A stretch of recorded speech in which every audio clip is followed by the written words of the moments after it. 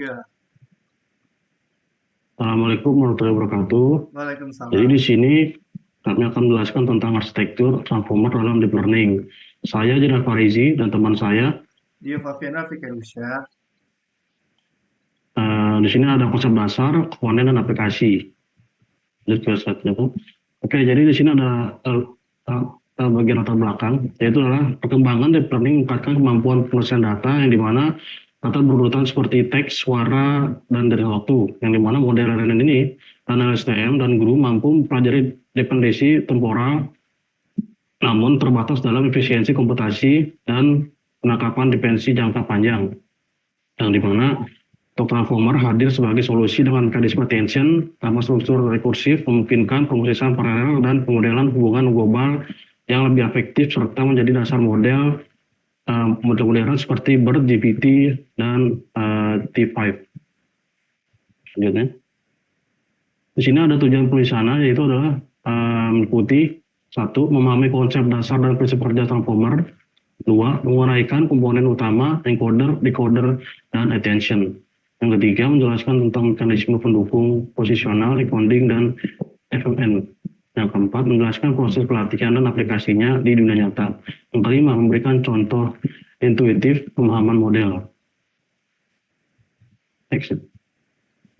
Oke, di sini ada konsep dasar dan keunggulan, yaitu apa itu transformer. Jadi transformer itu adalah arsitektur deep learning untuk memberikan data berurutan dengan mekanisme step function yang dimana berbeda dari RNN yang memproses data secara bertahap. Nah, jadi transformer ini memproses seluruh token secara paralel sehingga lebih efisien serta mutasi.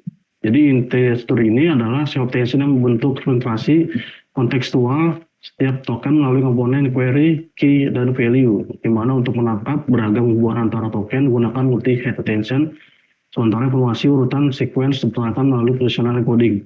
Di sini juga ada bagian keunggulannya, yaitu komputasi cepat atau paralel. Yang kedua, efektif untuk komputasi jangka panjang. Yang ketiga, performa tinggi pada data besar. Next. Di sini ada struktur umum transformer, yaitu ada dua komponen utama, yaitu adalah encoder dan decoder. Jadi encoder ini proses input atau memahami konteks. Yang selanjutnya adalah decoder, yaitu dalam menghasilkan output atau prediksi. Jadi alur kerja di sini alur kerja dan di antara dua ini adalah yang pertama itu adalah text input diubah menjadi vektor embedding. Yang kedua itu ada positional encoding ditambahkan ke embedding. Selanjutnya data diproses melalui encoder untuk memahami text input, yang dimana decoder mampu menghasilkan output satu token demi satu token. Dan hasil akhirnya itu adalah peroleh melalui output fungsi softmax untuk menentukan token dengan probabilitas tertinggi. Next. Silakan untuk Mas Dio menjelaskan.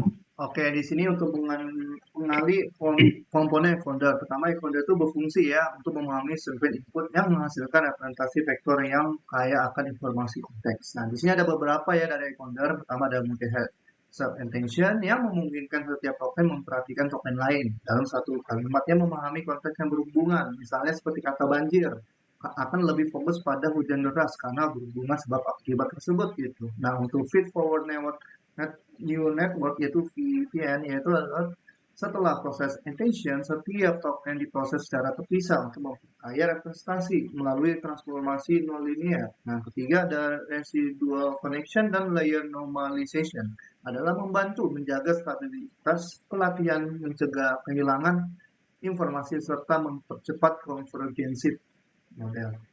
Nah, di sini untuk mengali komponen decoder ya, pertama tadi fungsinya menghasilkan sequence output, misalnya menjemah teks. Nah, untuk komponennya ada max self attention, yaitu mencegah mengintip masa depan, residual masking. Nah, untuk kedua ada decoder attention, yaitu adalah decoder fokus pada bagian input penting, seperti query decoder, key value, dengan encoder. Nah, di sini ada VVN tadi adalah memproses akhir sebelum output.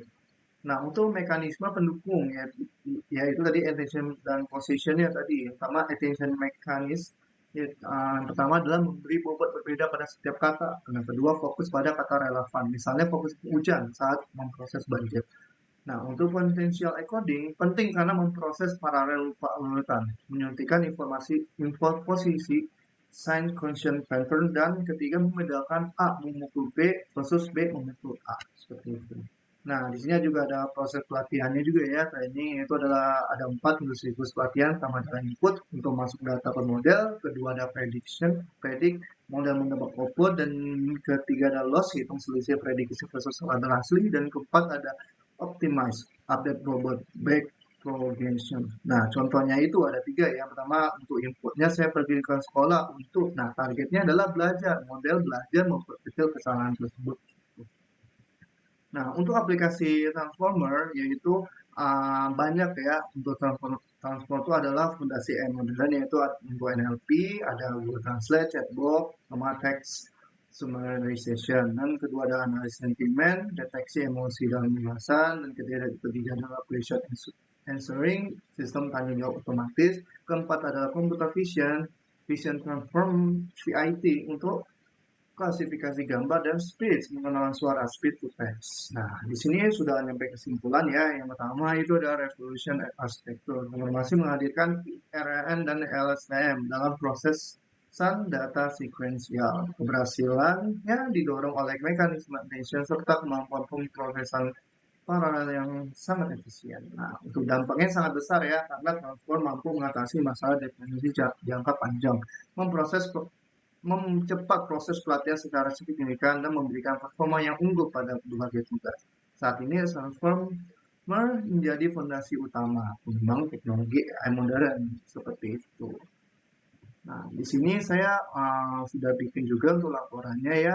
Untuk di Word-nya terdapat 8 halaman dengan ada 4 definisi. Seperti itu aja. Uh, dari presentasi saya. Jika ada kesalahan dari yang kami ucapkan, mohon minta maafnya, dan assalamualaikum warahmatullahi wabarakatuh. Waalaikumsalam.